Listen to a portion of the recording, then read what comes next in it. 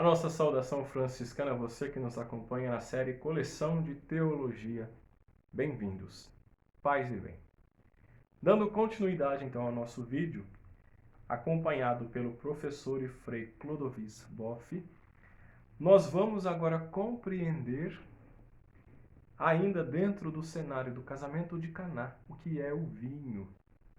Só que antes de nós compreendermos o que é o vinho e o significado desta bebida, nós precisamos entender o que são os vasilhames, as talhas de pedra, que também têm um significado bíblico, teológico e místico, talvez podemos até interpretar assim desta maneira.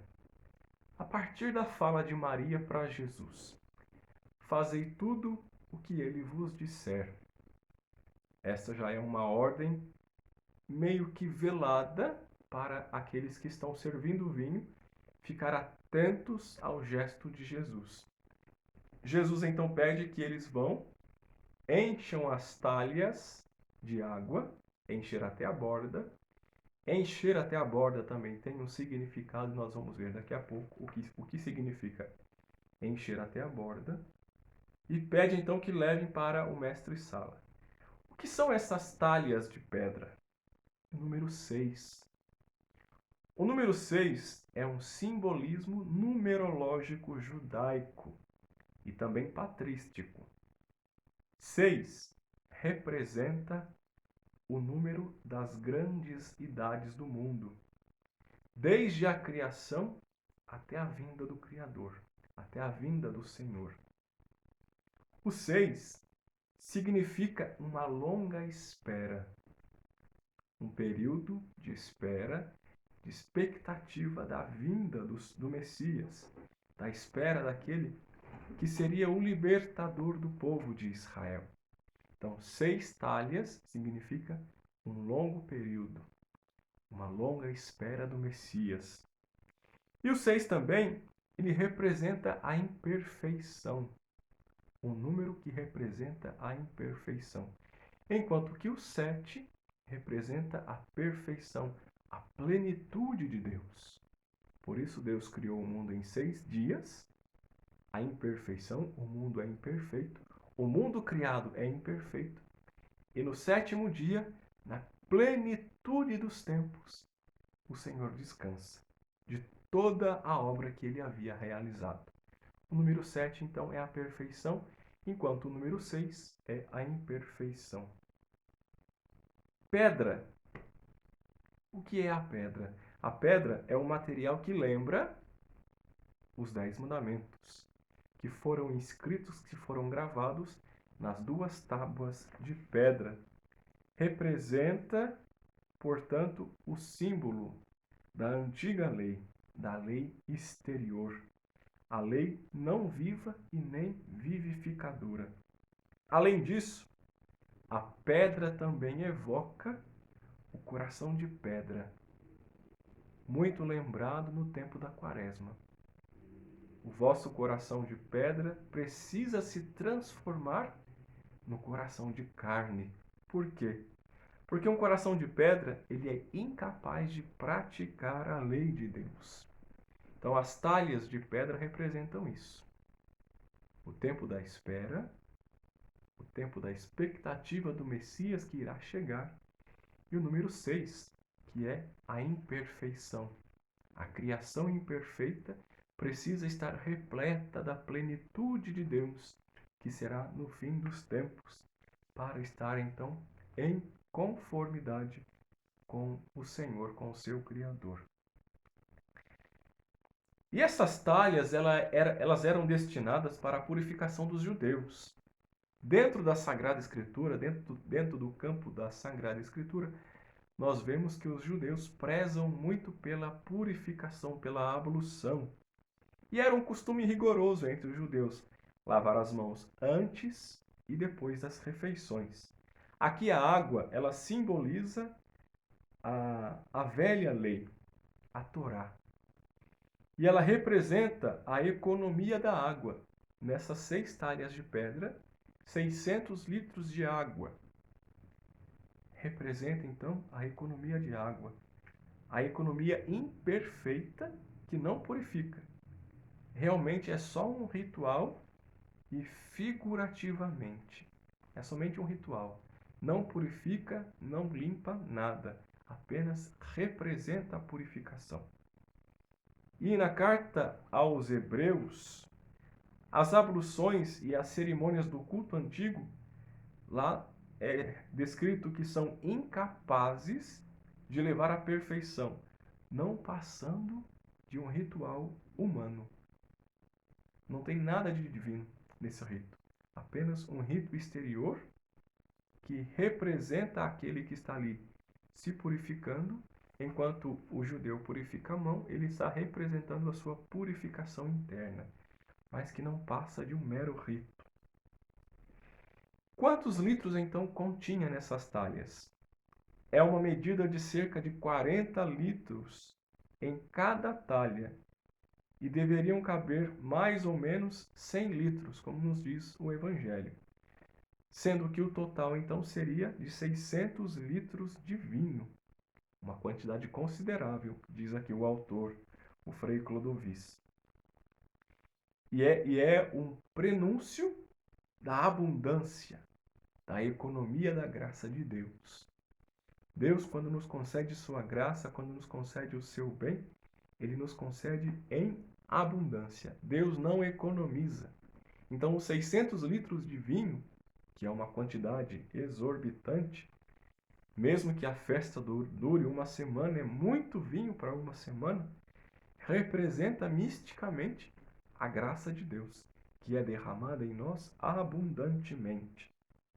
E no Evangelho nós vamos encontrar estes verbos: encher, tirar, levar, que representa a obediência à escuta da palavra de Cristo.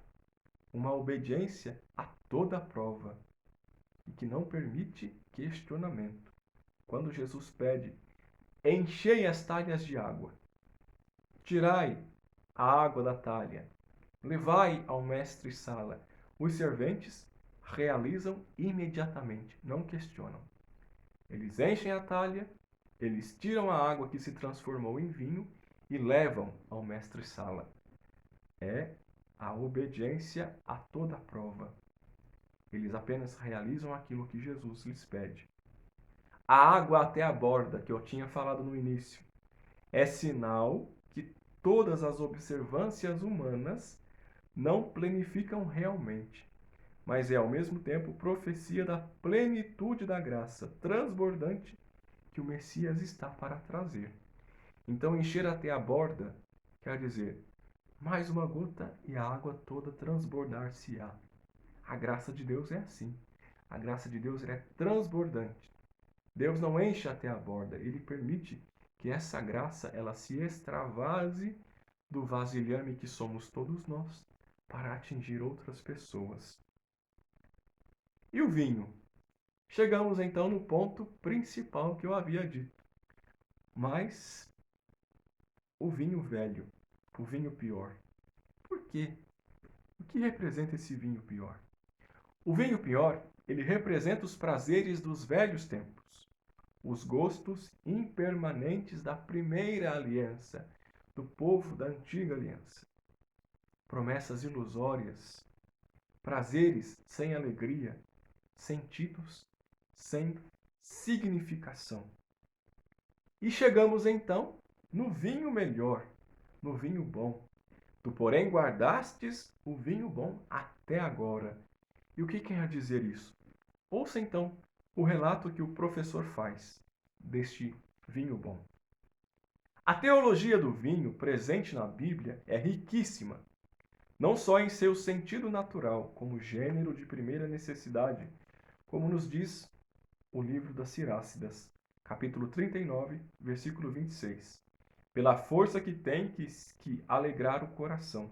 O vinho, ele é compreendido, então, aquele que alegra, que nos deixa felizes, que alegra o coração, que dá uma alegria talvez passageira, mas esta é o significado do vinho enquanto bebida natural.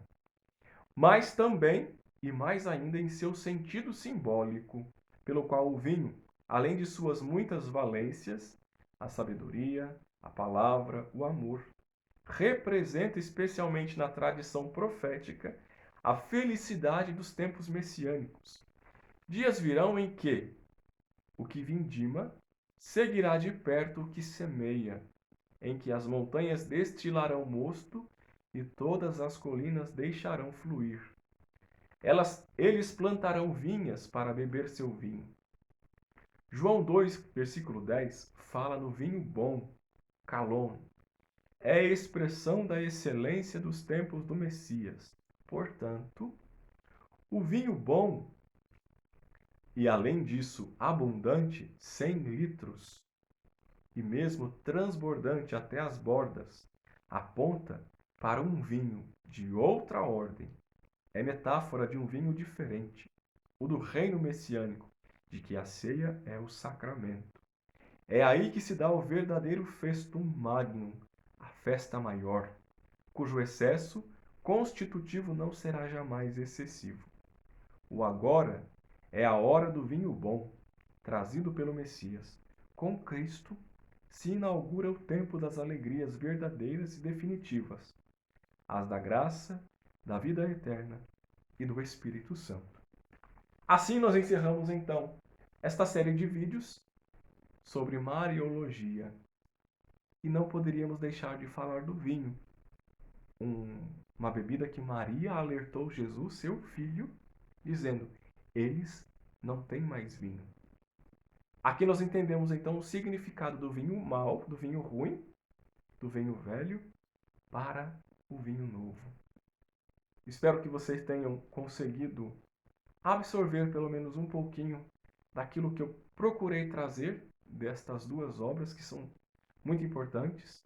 E é bom nós termos também na nossa coleção estas duas obras.